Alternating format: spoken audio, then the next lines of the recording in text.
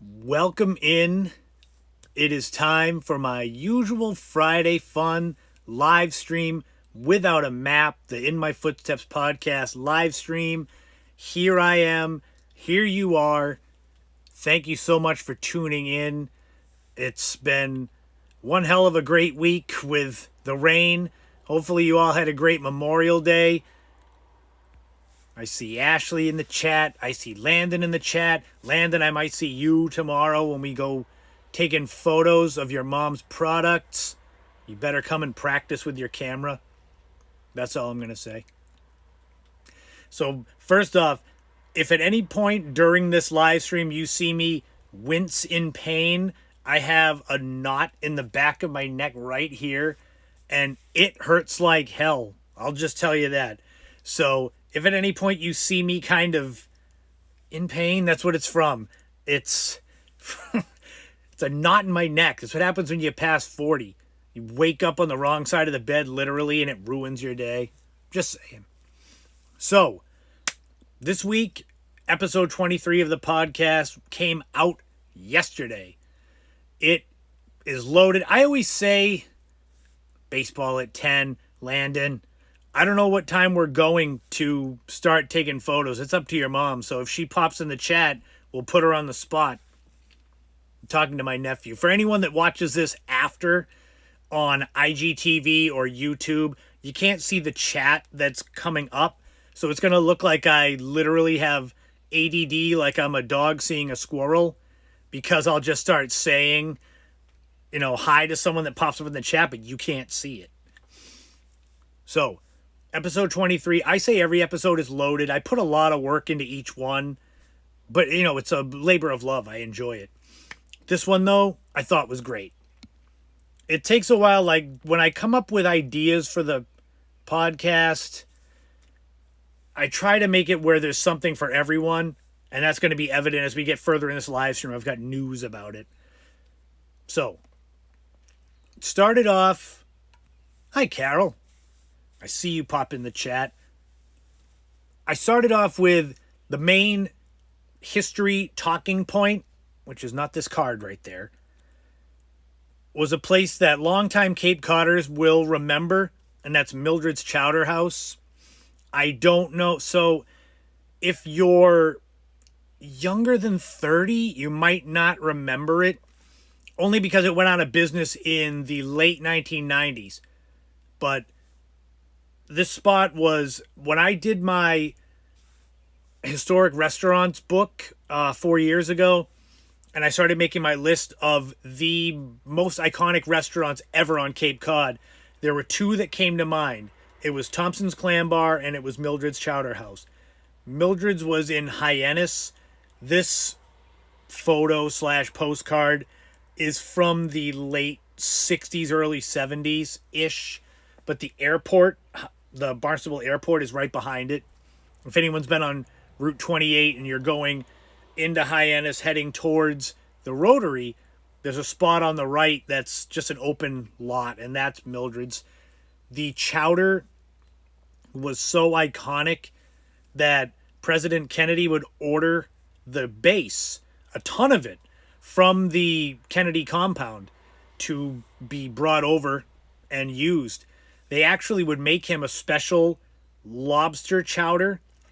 And I believe, because this is without a map, I don't have notes, that basically they would have to do just the claw and knuckle meat of the lobster to make the base for the lobster stew. And I believe it was 25 pounds of the actual lobster claws to make 1 pound of the meat. And they would throw that in the base. So that was Mildred's Chowder House. And actually, several years ago in the Cape Cod Times, a man sent in what he says was the recipe for Mildred's Chowder. And you can find it online.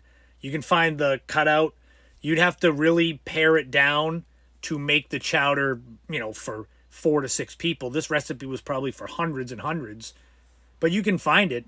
And, I don't know anyone that's tried it. But, yeah, Mildred's was the queen of clam chowder. It's known as the home of Cape Cod clam chowder.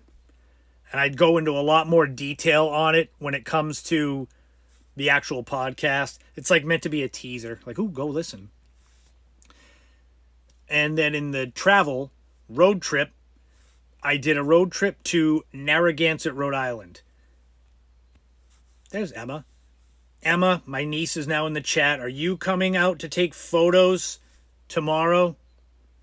Landon's already bailing on me because he's got to be a baseball player. Pfft, fine. Anyway, Narragansett, Rhode Island is one of my favorite spots in New England. Basically, right on the south coast of Rhode Island, and there's a ton of stuff to see. I love lighthouses. That is fairly apparent. So when I was doing the card for the episode 23, this photo of Point Judith Lighthouse, even though it was cloudy, it's usually off limits, but the gate was wide open. So basically, I just walked in and said, hey, snap the picture and get out. Fine, Emma. I know you guys are all grown up now, so it's not like you can get forced to come with us. That's the sad thing about, I love having 6 nieces and nephews, but the problem is that they all grow up and then they don't think their uncle's cool anymore, so they all are like, see ya. But don't worry, I'll be cool again. I'm like, 80s fashion came back in, so like 20 years from now, when you're all my age, you'll think I'm cool, but I might be dead by then, so you never know. Narragansett, that's a spot you could do a day trip there. For me, from where I am, it's about an hour and a half to get there. I would highly recommend going and spending the day there. Visit Point Judith Light. There's a spot, the Towers, that was the remains of a casino. And the Towers, it's made of stone. The rest of the casino was wood, so when a fire broke out, it burned the rest of the casino. But the Towers, it's like an archway that goes over Ocean Road. It's like it beckons you into Narragansett.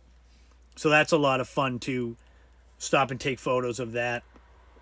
And Point Judith Light is amazing for sunrises. I've gone with my buddy Steve several times.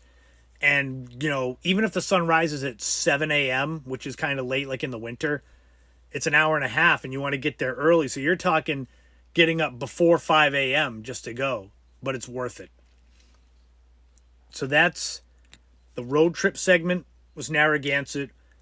We get then to one of my most embarrassing segments in the history of the podcast. I don't know who's listened to it yet, but we'll see.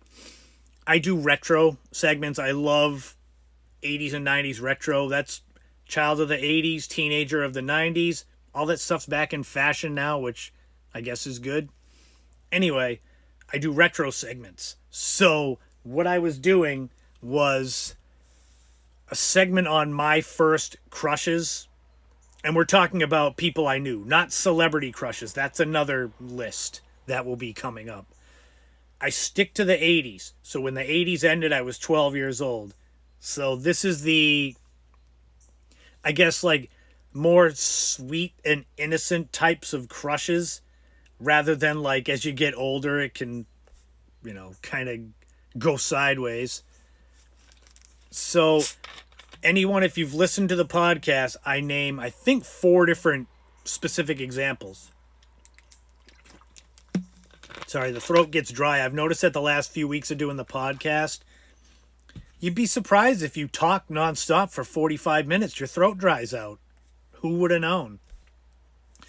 The irony is, these crushes, I don't name names because the problem is they're all my friends on Facebook. So theoretically, they could hear the podcast and hear that they'll probably figure it out as it is. But I want to make it hard. They got to actually try. And needless to say, I said it was embarrassing. So none of these crushes were good. I was just young and stupid. Now I'm old and stupid. But, back then, I remember the first ever phone call, calling a girl on the phone. And this is back, we didn't have smartphones like I have here. You had a legit landline connected to the wall. If you were lucky, you had 2 phones in the house, and maybe one was a cordless. I don't think the one that I was on was a cordless one, though. My mother would know, but she's not in the chat. If she pops in, you'll hear me ask her. But yeah, nothing scarier than calling a girl on the phone, and I was 5th grade, so I was 11, and calling and being nervous, and then her mom picks up the phone instead, and I had to ask if she was there, and I'm like, oh my God, I should have hung up. But it's funny. It's a funny listen, and when it comes to things like that, crushes and first love and all this stuff, everyone can relate. Everyone's got those same memories. They might not be as horrible as mine were, but still, everyone's got them. And it's a lot of fun. And I do retro segments in all the podcasts. I've got a ton of them coming up. This week, though, has been a big week. There's been a lot of stuff happening, which is exciting. I actually, Wednesday, started part-time back in a fitness center doing some training at a chiropractor's office, which if you've tuned into the podcast or the live streams, I've talked about a course I'm going to be taking, which is medical fitness specialist, working where exercise is kind of like a prescription. And you can work with people with different disabilities, chronic conditions. So ironically, that class hasn't started yet, which it's been delayed for 3 months now. Good job. But this job came out of nowhere, and it's essentially what I'm going to be doing with this course and this certification.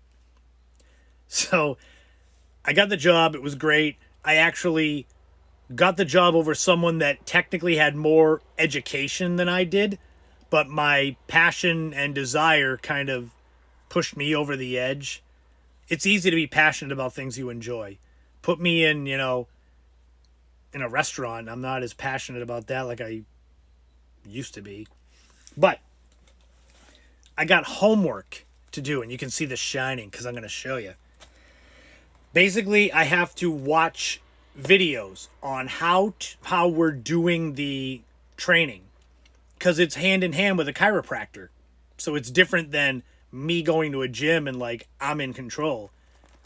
But what you don't realize is we're trying to do this in 4 weeks. So I'm working at home, getting paid to watch videos, but in 30 days I've got 80 hours worth of videos to watch. So that ought to tell you it's good. I'm excited to do this, but sitting in front of my computer, watching videos and taking notes, it's a recipe for me to like fall asleep. But we'll see. I'm also working on an article for Cape Cod Life magazine. I've done some articles for them before, but this one goes hand in hand with my new book. Iconic Hotels and Motels of Cape Cod is book 6. This is through Arcadia Publishing, History Press. It's available Amazon, historypress.com, and if you're from Cape Cod or southeastern Mass, it's in most bookstores. Might be in Target eventually. It was. My last one was, which was fun. So I'm doing an article that's kind of old Cape Cod, and for people that are younger that see this, old Cape Cod is the way that we folks that are 40 and older say, oh, it's how it used to be. Hey, look, it's Wear Your Wish. Now, is Wear Your Wish, is that you, Kate, or is it someone else? We'll see. Wear Your Wish is my sister Kate's clothing and apparel and accessory line. And right now she's adding a whole bunch of new stuff. That's what when you hear me say about going to take photos and videos tomorrow, it's to do a lot of product photos, because I want to do anything I can to help out, the pay it forward thing. That's always good. But wearyourwishes.com, that's the website. They're adding stuff, so it's kind of in flux. But, keep that in mind for in a couple weeks. And I kind of got this idea. I've added a few more things to my plate when it comes to work and my works and passions, as far as writing, podcasting, photography, training. So it's all good stuff. But I kind of laugh because my plate is so full. And I said, you know what? I'm going to have to just get a bigger plate. And I think I could sum it up like this. So the idea is my coffee cup's already full of coffee, but there's more coming in. And I'm like, what do I do? But that's kind of what you want. When you're passionate about what you do, it doesn't seem like it's a lot of effort because you enjoy it.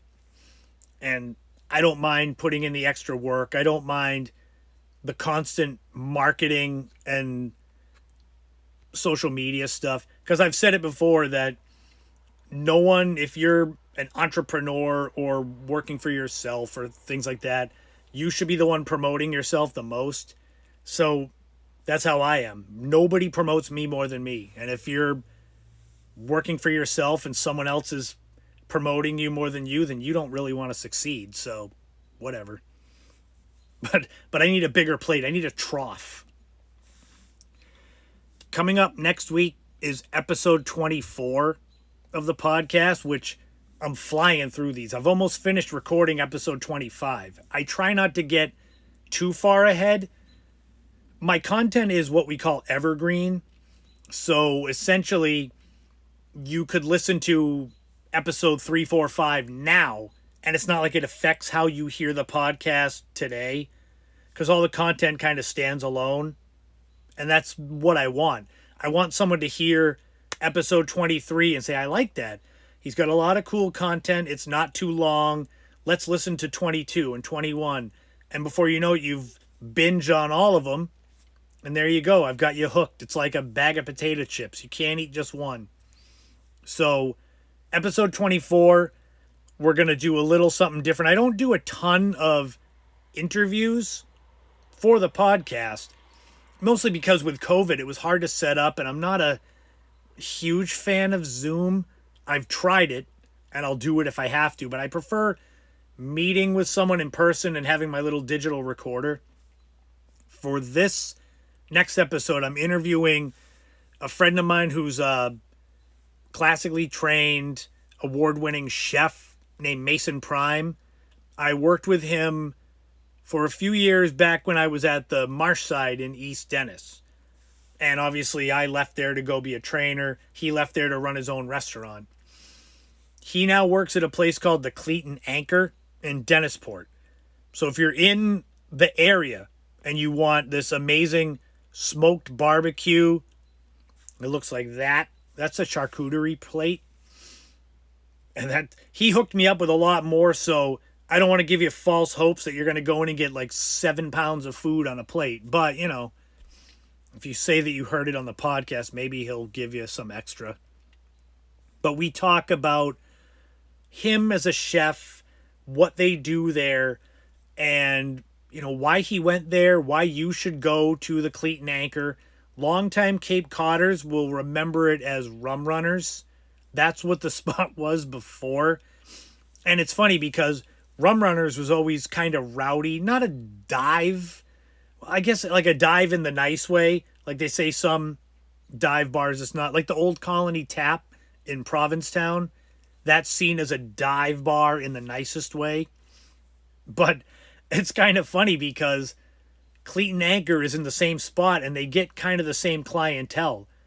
It's family friendly, but they've got live entertainment and the younger crowd goes there. So I interview Mason.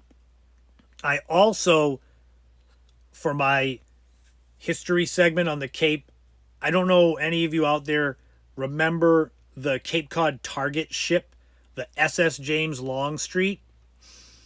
If not, let me sum it up.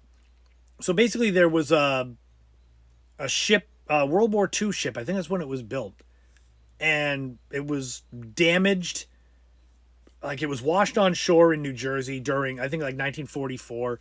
And it was deemed, you know, it couldn't be used in war anymore. And rather than get rid of it, they towed it into Cape Cod Bay and partially sunk it a couple miles off of the coast of Eastham. And what they did, this was from the 40s all the way until the early 70s. they would do random bombing runs on this target ship. So it was like fireworks.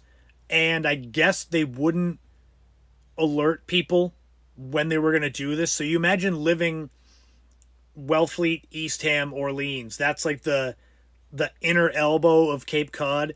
Living in that area and having to be prepared for bombs to start going off at possibly any time for decades. And I guess they stopped doing this when, I guess every now and then, not very often, but a rogue bomb would fall like in people's yards. And I think one fell in a yard. I think it was Shirtlift Road. I can't tell you where that was in Eastham, and I can't pull Google Maps up, but I guess it like landed in someone's front yard. And they were kind of like, all right, we probably shouldn't do this anymore. If you go out there now, the ship is still there, but sitting in salt water and being partially sunk, being out there for now almost 80 years, time eventually took its toll, and it's now below the waves. I think if you go at very low tide, you might see a little bit of it, but it's not like it was 20, 30 years ago when you could see it. It looked like if you're at the beach and you see a big freighter out on the horizon. It was like that, except it was partially sunk. So I talk about that, the James Longstreet. He was a Civil War general, in case you wonder why it was named that. I finish it off. The retro segment's going to be something interesting. I've always said I'm Generation X. That's, kind of where my birthday falls into. And then the next folks after, Generation Y, or Millennials. But I found an article, this was a couple of years ago, that there's actually a micro generation in between. And I can only describe it as like a Venn diagram where you've got the two circles and they're partially together. So there's a little bit of overlap. And so it's like A, B, and the overlap is C. If my math is right, Emma will tell me. I'm not smart. But the little overlap between Generation X and the Millennial is called a Xennial. And I was like, what? It typically is seen as between 1977 and 83. So I fall right in there. And it turns out if you basically look it up, I don't know. So it says 77 to 83 is what a Xennial is. But if you look it up, there's a USA Today article. There's another one, but the USA Today one is what I read. And it's interesting. Basically what it says is that and I've always felt this way. I'm old enough to remember not having technology like this, but I'm still young enough to appreciate it. I'm of the generation where my mother would boot us out the door in the summer, say get outside until the street lights come on. So I still remember that. And unfortunately for, my niece Emma and my nephew Landon in the chat, they won't know what it's like to just get on your bike and see ya. Ashley says she doesn't want to be a millennial. Do you realize there's like 40-year-old millennials now? I think of millennials as you were born around the turn of the millennium, but it turns out you basically became an adult around that time. So I was totally thrown off. I thought that, I don't know, turns out I don't know about generations. Who would have thought? But yeah, I go in on that because I always go in hard on the Generation X. Grunge music, flannel shirts, torn jeans, just a general teenage angst and distrust of any authority. There you go. Like, look at the movie Singles. Or, Clerks is kind of like that, right? Actually, it's a little different, but it's that kind of mindset is what I was like, Generation X. And then I read this article. There was two of them that said the same thing. I can't remember the other, but that was when I was like, oh my God, I'm Not pure Generation X. I'm deluded, but that's fine. You'll have some laughs at that. And I have a link to the story in the podcast description. Coming up soon, I think it's episode 25. I just recorded it this morning. I found myself the last few episodes kind of like bringing up my history segments and almost like saying, don't worry, they're good, I swear. Because I think I love history, I love talking about it, but not everyone loves it. It's like if you got me into like super advanced math, I'd be like, ugh, I hate this stuff. But there's people that they love it more than life.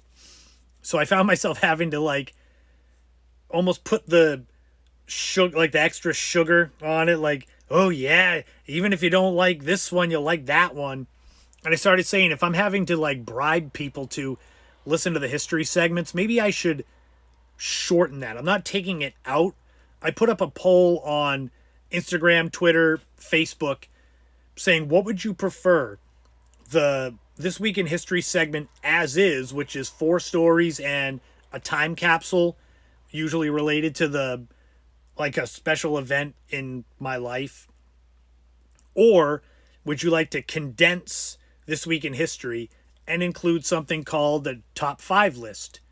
And the top 5 list won by about 80%.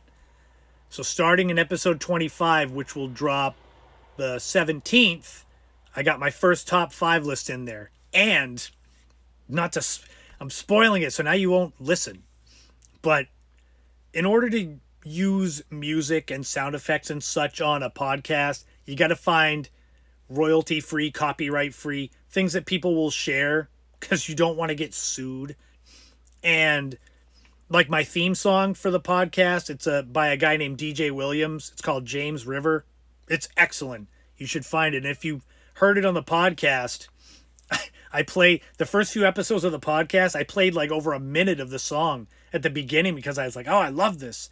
And then I said, people are probably thinking the podcast is just the song. So I cut it shorter.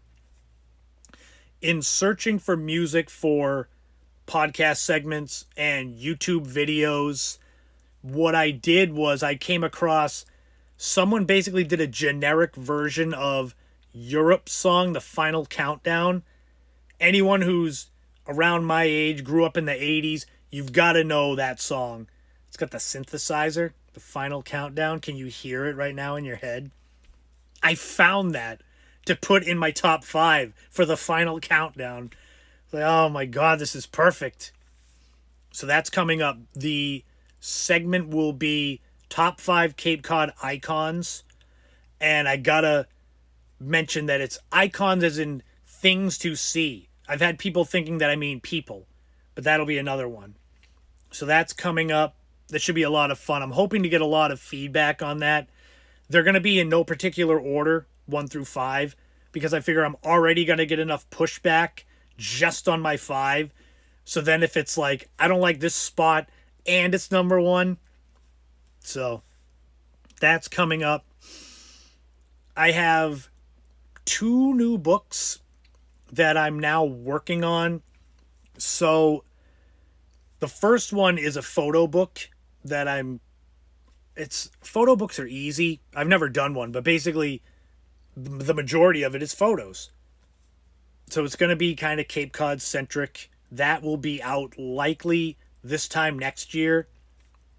The other project is something that just came up today, and it's one of those, I feel bad because it's like it's a big deal, but I'm also not sure how much I can share. So I have to like post cryptic stuff, which I hate doing, but it's like I want to share good news, but I can't tell too much about it.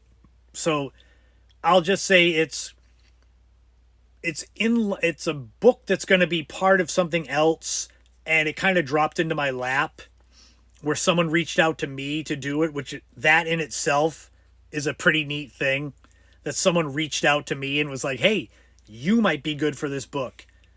And if it comes to pass, it'll probably be the biggest thing I've ever done.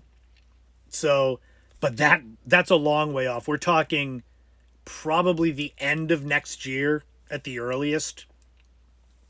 But it just gives me hope. And I'm sure you all feel this, like in whatever, if you're working, everyone's got a passion. Everyone's got something that they love to do.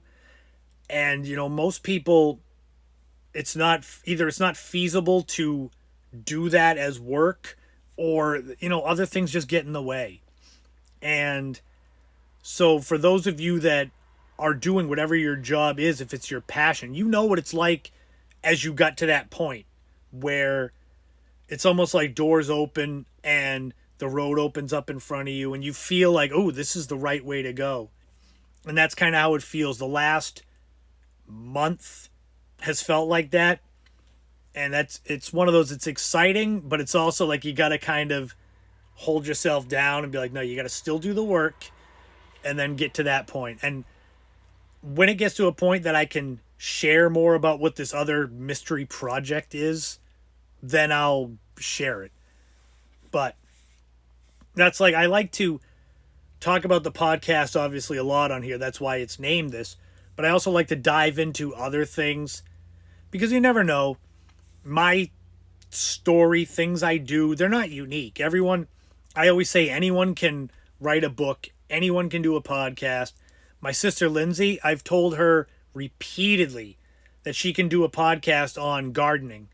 She's very passionate about it and very knowledgeable about it. And I've told her, I said, it only has to be 20 minutes. Pick something you like and talk about it. But it's, it can be time consuming. I just happen to be lucky that I have no wife and no kids, so I don't have any. I could literally pack up and drive across the country. I don't have to tell anyone. Well, I wouldn't do that, but you get the idea. It's easier for me to say that. So I got to tell a funny story. And this, I think I told my sister Ashley this one, but a couple days ago I was out for a photo shoot. So one of the photos was this. And it ties in because it has to do with this spot. It's a sunset. There's a dock. It's kind of dark, but whatever. I'm out on this dock, kind of shooting some photos of the sunset. And from the left, this one duck comes flying in and lands in the water. And he is loud as hell. He's quacking like it's like one of those like duck calls. And he's just quack, quack, quack, quack, quack. And he swims under the dock. And I got my phone, this phone that's shooting me right now. I said, I got to get a picture of this duck. But it's kind of dark like this, and he's swimming away, quacking so loud, there's nobody around. So being smart like I am, wink, I open my phone up and I grab a duck call off of YouTube. And this phone can actually be pretty loud. So I turn the duck call up and I just hold the phone out. And it's the same kind of duck, just quacking and quacking. And I'm looking because I can't see the duck because it's kind of dark. And all of a sudden, I don't know if you can hear birds' wings. Sometimes when birds fly close enough or they're quiet enough, you can hear that kind of sound their wings make. So all I can say is coming straight at me was this duck because he thought I was another duck. And I don't know what the duck call was saying in duck language, but he came right at me. I had to duck down to avoid him. And then he, at the last second, saw that I wasn't a duck and was like, oh, Jesus Christ. And he flew all the way, like he just kept going. And he was still quacking like he must have been swearing at me. But he landed far away. And I'm standing there like, oh, man. And I didn't get a picture of him.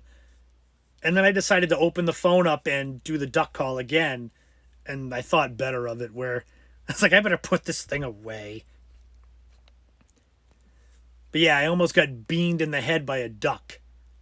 Smart I am. Unfortunately, it looks like tomorrow for my photo shooting trip, it's just going to be me and... So my niece Emma is saying that my life sounds like a sitcom. And the funny thing is, your mother always tells me that too. Which is why I like sharing these things on the podcast, because I can't make up a lot of this stuff. I mean, there's stories that happen every day where I just shake my head and I'm like, you gotta be kidding me. But yeah, the duck story is 100% real. That's just like, wow. But, I mean, tomorrow, we're going to go shooting photos. I always make that mistake of saying shooting, and people think I mean a gun. I'm like, no, I mean my camera. But it looks like two of the kids are not going to be going. Do you know, Emma, if Kaleigh's going to go? I have her birthday present in my car. My niece Kaleigh turned 22 on Monday. And if she was in the chat, I would embarrass her with that photo. But she's not. But that's through the years. That top one on the left top corner, that was the day she was born. And there's me with my quarter life crisis look of what I thought was blonde hair, but it turns out that it was more like yellowish orange. Just hideous. But yeah, she turned 22 and I've got a present for her and it's in my car. So I'm basically saying if she doesn't come out for the photo shoot tomorrow, she's not getting it till Christmas then. Forget it. I'll pretend I didn't buy it.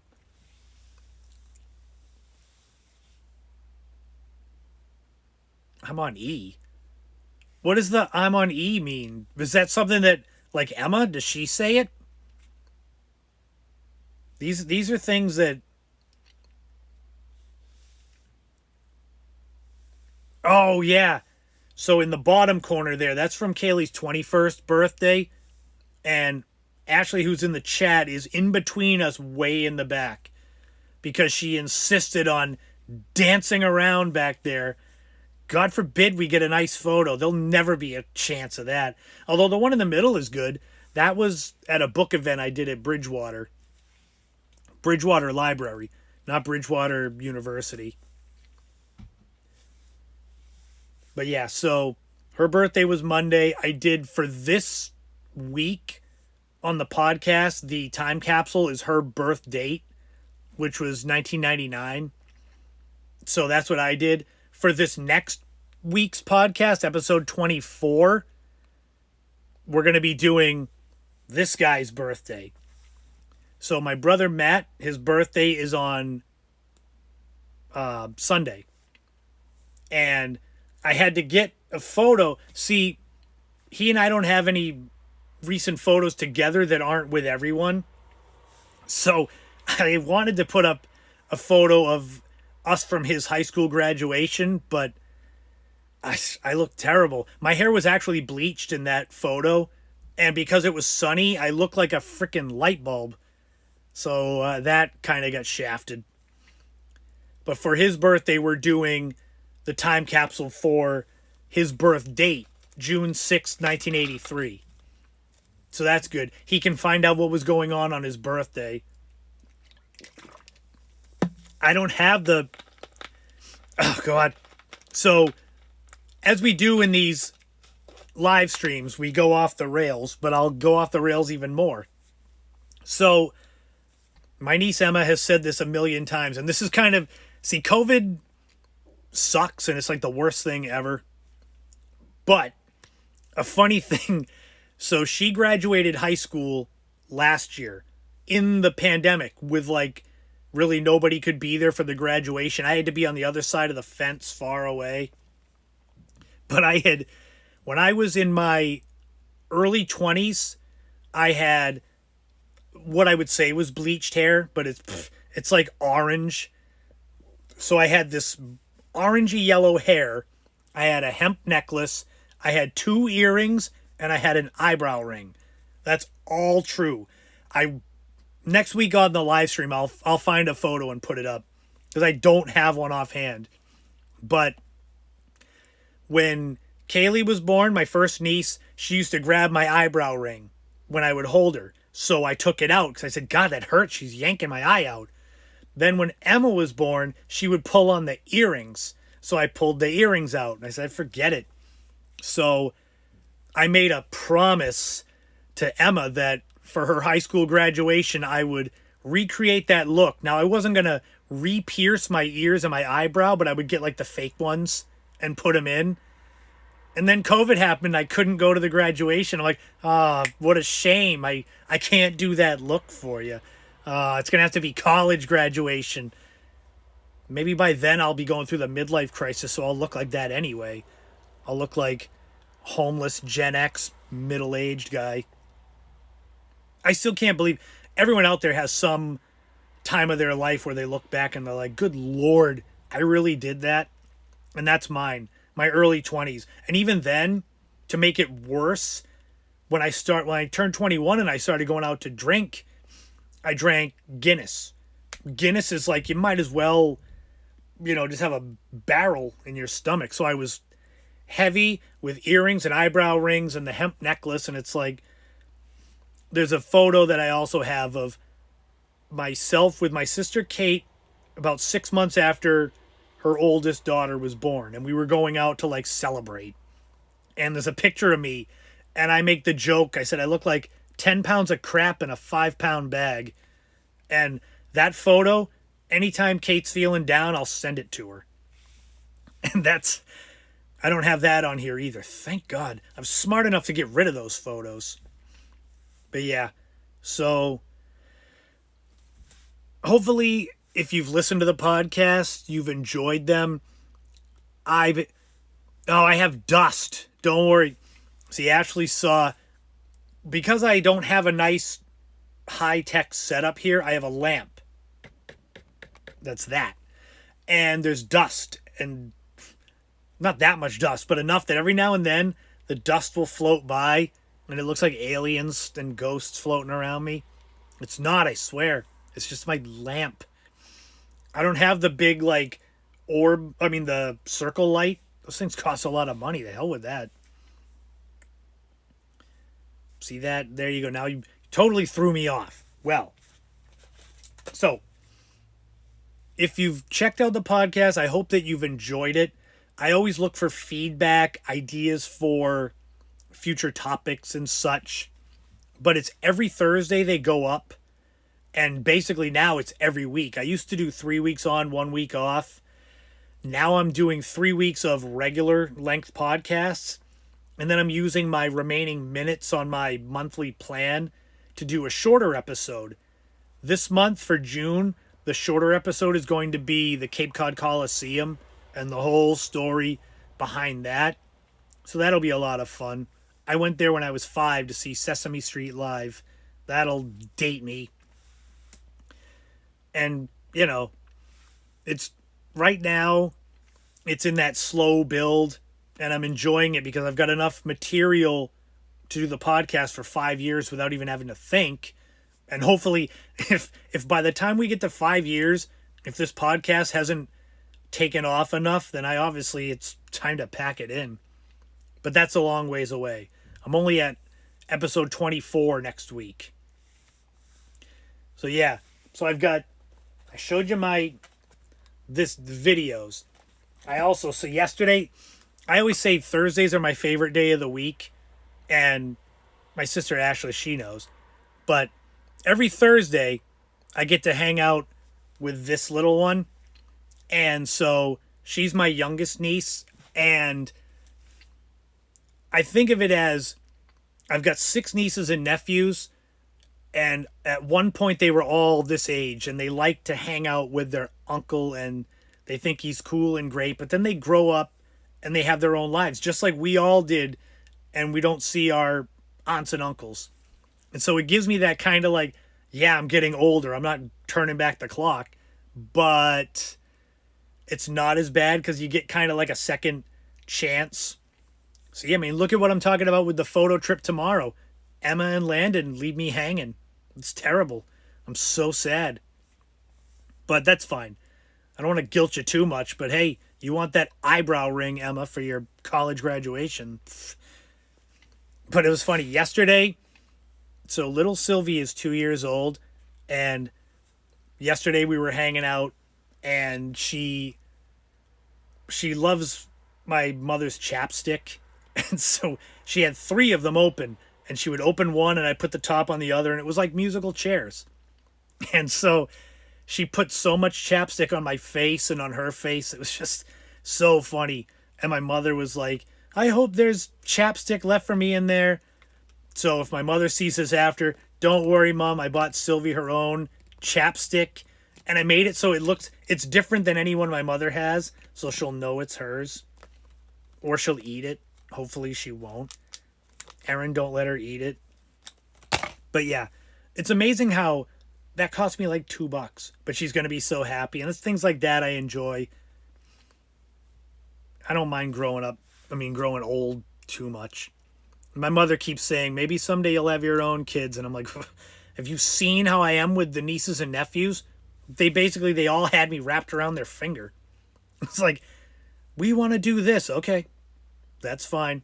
I'm not the disciplinarian. I'm the one that I want them to be sad when I go home because I'm so much fun. I never grow up. So thank you all for tuning in to Without a Map, my weekly live stream for the In My Footsteps podcast. If you haven't checked it out, go check it out. Pick out any episode and just give it a shot. They go in chapters, so it's not all just one talking point like this live stream is. You could check out This Week in History. I do road trips usually every week. There's always a retro segment. Some are more embarrassing than others. I've done embarrassing sleepover stories. I've done when I used to think movies were real and would get scared by them. I thought Apollo Creed really died in Rocky IV. I don't mind making fun of myself, whatever. Self-deprecating humor is healthy. Just ask my family. I don't mind it. So afterwards, this will be up on IGTV. I'll throw it up on YouTube with chapters so you can skip around. And I'll be back next week. It'll be Sweet 16 for the live stream. I will try to find funny photos of, me with the eyebrow rings and such. I know there's a couple, unfortunately. And if I've said it here now, any of you that see this and come back, you'll want to see it. And I'll try to find the picture of me looking like 10 pounds of crap in a 5-pound bag, sharing the good times. But check out the podcast. Like I said, episode 23 is up now. Narragansett, Rhode Island, Mildred's Chowder house, and me getting embarrassed about my first crushes. None of them have reached out to me yet, so either none of them have listened or they have listened and haven't figured out it's them. Who knows? Maybe I'll have a story to share about that next week too. But like I always say, have a great weekend. It's going to be really nice out. Cape Cod is already packed like sardines, which is whatever. I guess it's better than no one wanting to come here. And I will be back next week. Enjoy the weekend. Thank you so much. And I will talk to you again sooner rather than later.